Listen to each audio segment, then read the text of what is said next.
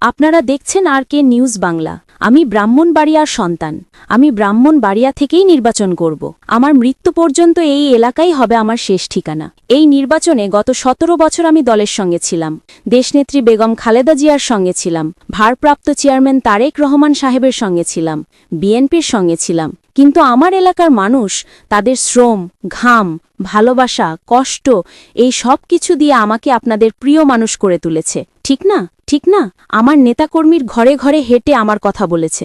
আমার নেতাকর্মীরা ইউনিয়নে ইউনিয়নে এই সমাবেশের আয়োজন করে আপনাদেরকে দাওয়াত দিয়েছে। সুতরাং আজকে যখন আমার মনোনয়ন ঘোষণা স্থগিত থাকে, তখন আমার নেতাকর্মী, আমার এলাকার ভোটার, আমার এলাকার সাধারণ মানুষ, তাদের কথা, তাদের প্রাণের দাবি, সেটা আমাকে শুনতে হবে। আপনাদের আমার প্রতি যে ভালোবাসা, এই ঋণ আমি কোনোদিনও শোধ করতে পারব না।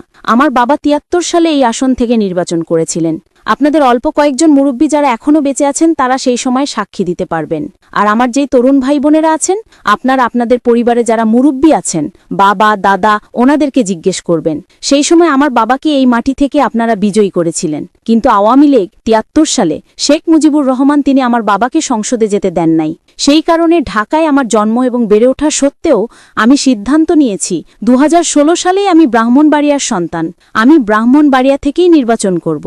আপনারা আমার প্রতি যেই মমত্ব, ভালোবাসা, স্নেহ এবং ভরসা দেখিয়েছেন, আমি যদি আপনাদের ভোটে সংসদ সদস্য নির্বাচিত হই, ব্রাহ্মণবাড়িয়া হচ্ছে গ্যাসের খনি, ব্রাহ্মণবাড়িয়া হচ্ছে সার কারখানা আছে। এই এলাকার মানুষের বাড়িতে গ্যাস না দিয়ে আমি বাংলাদেশের কোথাও গ্যাস নিতে দিব না। আমার মা বোনের আমি যখন কোনো মিটিংয়ে যাই, জনসভায় যাই, পথসভায় যাই, বাজারে মিটিং করতে নামি, ওই দরজার ফাঁক দিয়ে, জানালার ফাঁক দিয়ে আমার মা বোনেরা আমাকে দেখে, আমার চোখে চোখ পড়লে হাসে, সালাম দেয়, হাত নাড়ে।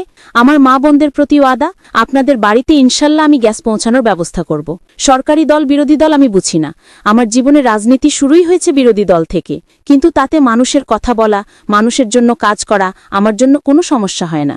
ইচ্ছা যদি থাকে, যে কোনো অবস্থায় মানুষের জন্য কাজ করা যায়। ইচ্ছা যদি থাকে, যে কোনো অবস্থায় এলাকার উন্নয়ন করা যায়। প্রার্থী দেখে ভোট দেবেন।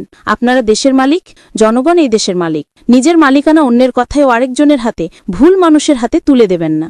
আমার আগামী রাজনীতি নির্ধারিত হবে আপনাদের সিদ্ধান্ত অনুযায়ী। আপনারা যদি আমার পাশে থাকেন, আমার মৃত্যু পর্যন্ত এই এলাকাই হবে আমার শেষ ঠিকানা।